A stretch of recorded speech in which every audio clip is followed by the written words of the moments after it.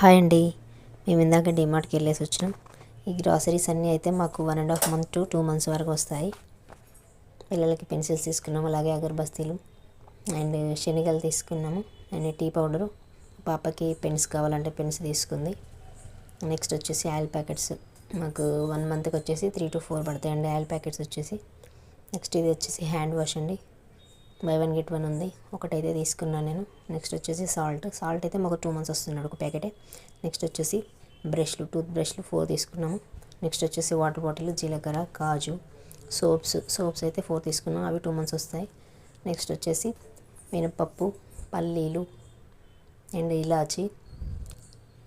next వచ్చేసి sugar తీసుకున్నాము, అలాగే రాగి పిండి తీసుకున్నాము, అలాగే విమ్ బార్స్ తీసుకున్నాము అండ్ పేస్ట్,